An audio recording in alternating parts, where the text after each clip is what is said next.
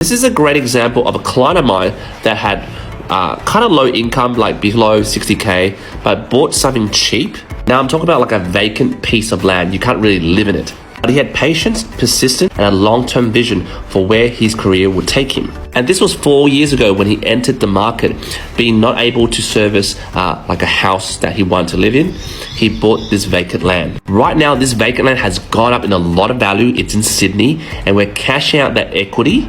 And now he's using that equity to do a construction loan to build his dream house. Now, before I roll the clips of me telling him the great news, just to give you context, the premise of this person's purchase was that he bought a piece of land, probably around 500 to 550 square meters. It's in Sydney, Leppington, and the land was worth 350K. Back then, he got a loan out under a sole trader ABN, and he was earning low income. Well, he's earning good income, but typical self-employed people, they declare low wages and low income to not pay tax. But anyway, I got him the loan to buy this piece of land, but subsequently after, he changed to a family trust structure, operate under a corporate trustee, and then that went through another restructure, and now he's operating under a new P2A LTD. So essentially his income is very disjointed. And two banks that I placed a deal with just declined it, just didn't understand it. There were like gaps in his employment. They don't believe the story. Mind you, this was full doc, not low doc. So there was full documentation of the income. I got him approved, so let's roll the video. Hey, brother. I got you the loan finally. Do you get my message? Fuck me, Man, we went with Rams, got declined. Then went to ANZ, declined. And finally...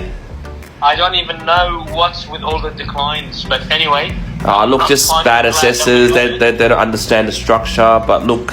The structure was, he had a 350K land that he bought about 4 years ago. It was worth 350K. Right now, as of today, it's actually worth 700, but I did the valuation 3 months ago. So it held his price at 750, well, according to the bank's valuation. Based on 750, 80%, we could borrow up to 600K. Now, during the 4 years that he had loan, he aggressively paid down the land, and he only has 150K balance. If you get this minus this, you have $400,000 worth of equity to be pushed out. Like I said, we don't just stop at one lender.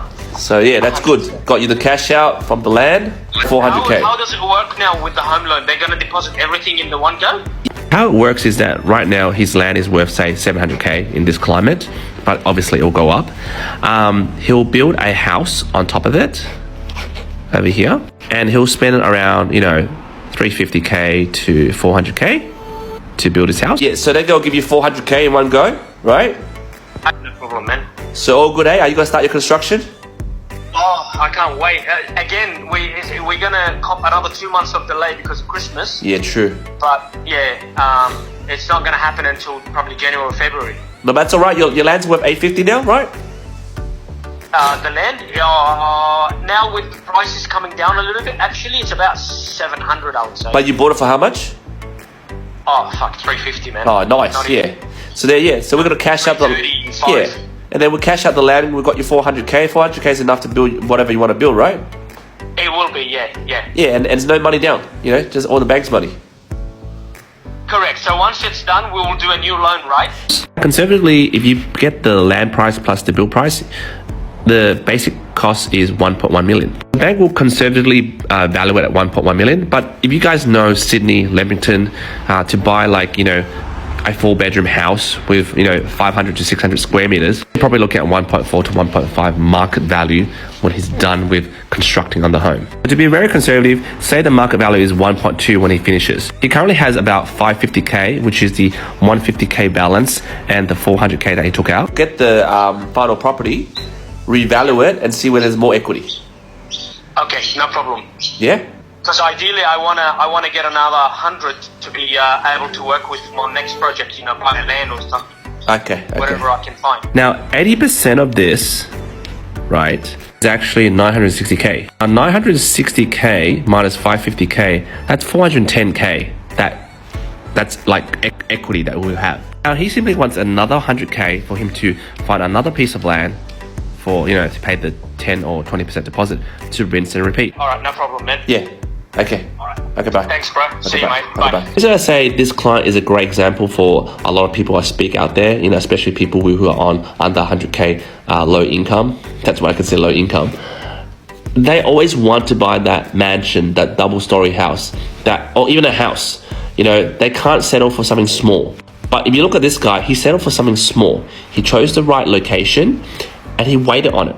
And not only he just sat on it, he actually tried to pay down the loan because he knew it'll grow in value. And obviously throughout the 4 to 5 years that he's been working down to pay down the loan, he worked on himself, increased his income, and therefore had the ability to cash out and do a construction loan. This is a great example of being patient, especially as an investor.